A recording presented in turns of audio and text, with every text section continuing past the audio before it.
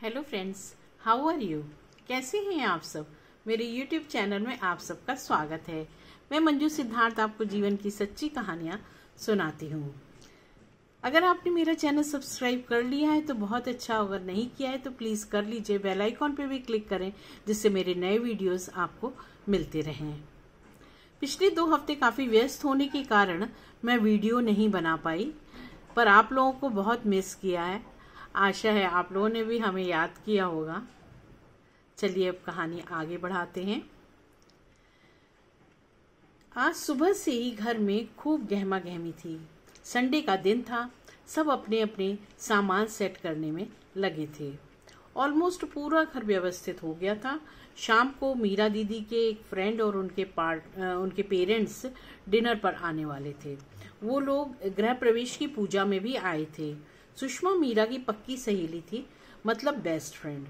माँ डिनर की तैयारी में व्यस्त थी। आज डिजर्ट में दादी अपना फेवरेट गाजर का हलवा बना रही थी। सुषमा की एक छोटी बहन और एक भाई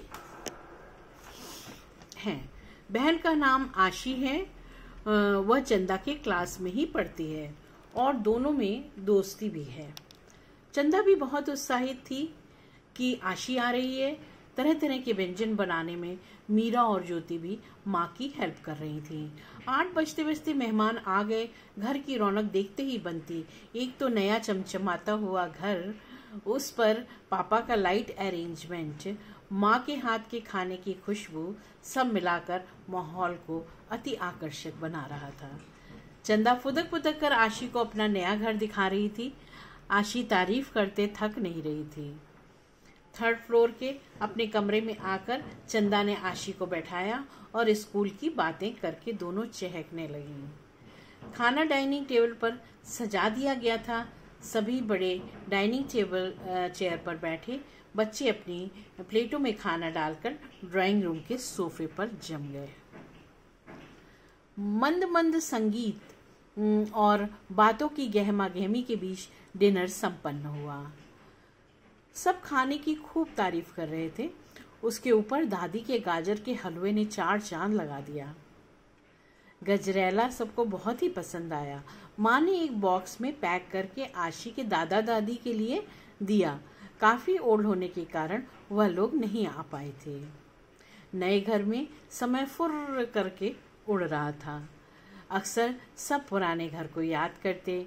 बहुत सारे साल और अच्छा समय वहाँ बिताया था। कभी कभी सब एल्बम लेकर बैठ जाते और पुराने घर की मेमोरीज में खो जाते। मौसम में हल्की हल्की ठंडक आने लगी थी।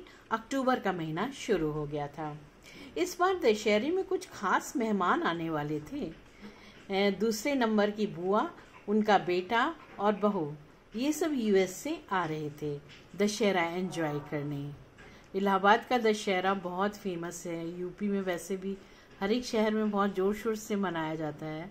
इसके पहले वाले किसी सीरीज में एपिसोड में मैंने वहाँ के दशहरे का पूरा, चंदा देखने गई है, रामलीला होती है, किस तरह से दशहरा चौकियाँ निकलती हैं, सब मैंने बताया था उसमें।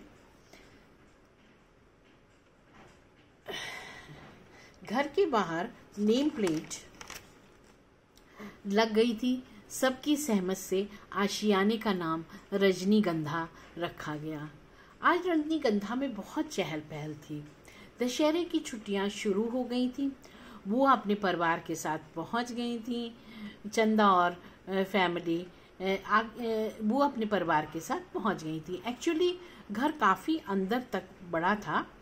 आगे के पोर्शन में जिसमें चंदा और फैमिली रहते थे, उसके अलावा कॉरिडोर आगे काफ़ी लंबा था और पीछे का घर आगे वाले से बहुत बड़ा था।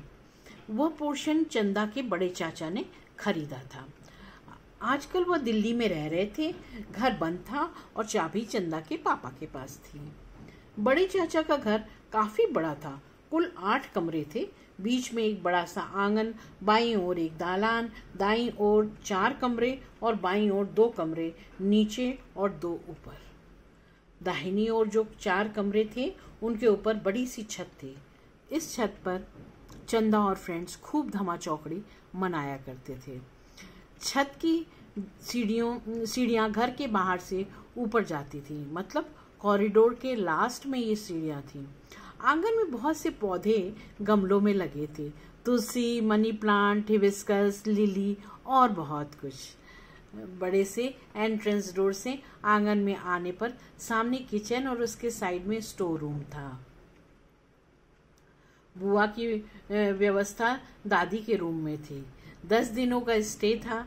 माँ बेटी दोनों साथ रहना चाहते थे। भैया और भाभी बड़े चाचा के घर में फर्स्ट फ्लोर वाले बेडरूम में रुके। बच्चों की भी दशहरे की छुट्टियां थीं। शमी भैया, जो भैया आए थे उनका नाम शमी था, शमी भैया की 6 महीने पहले ही शादी हुई थी। भाभी का मायका बनारस में है। बुआ ने कल्याणी माता का श्रृंगार और पूजा मानी थी, वह भी उन्हें करानी थी। मंगलवार का दिन था। सुबह से ही मंदिर जाने की तैयारियां चल रही थीं। बच्चों की छुट्टियां थीं। सब भाभी को घेर कर बैठी थी। हंसी मजाक और बातों का सिलसिला चल रहा था।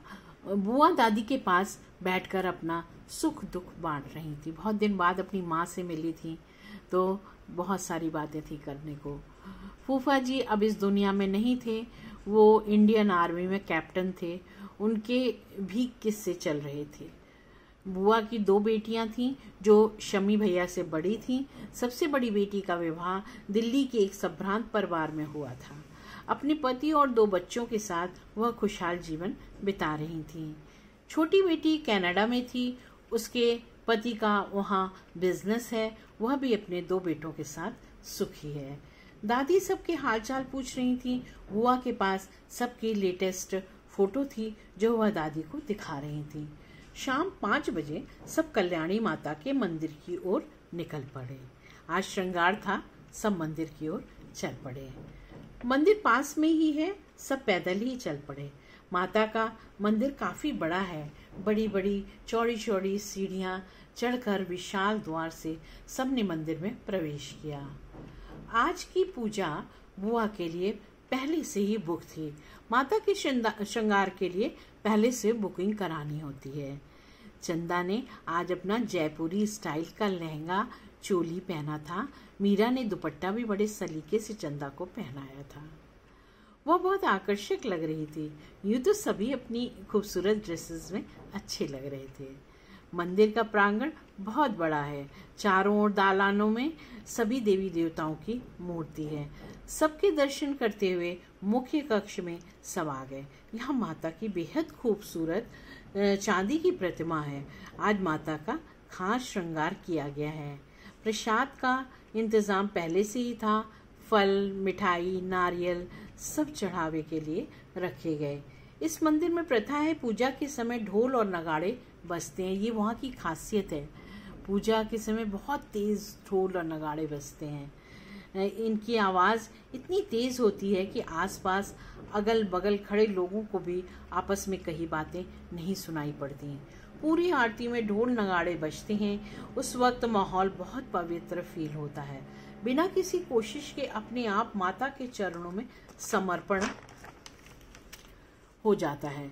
ऐसा लगता है इस संसार से दूर किसी शांत, पवित्र और दैविक लोक में पहुंच गए हैं, क्योंकि और कुछ सुनाई नहीं देता, सिर्फ वही नगाड़ों की आवाज़। आपका दिमाग एकदम ब्लैंक हो जाता है और वो पहुंच जाता है भगवान के शरण में, भगवान के चरणों में, किसी दैविक लोक में पहुंच जाता है।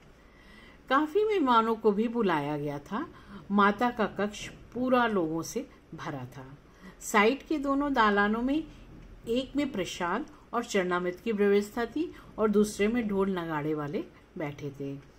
आरती के बाद चरणामृत और प्रसाद वितरण शुरू हुआ। स्वरा और आशी भी आई थी। प्लानिंग के अनुसार सबने लहंगे पहने थे। आंगन और दालान मेहमानों से भरा था। सब बातें करते हुए प्रसाद ग्रहण कर रहे थे। वापस घर आते आते 10 बज गए थे। सभी बहुत थक गए थे। खाना खाकर सब अपने अपने बिस्तर में घुस गए। आज बस इतना ही दोस्तों, फिर मिलते हैं अगले हफ्ते।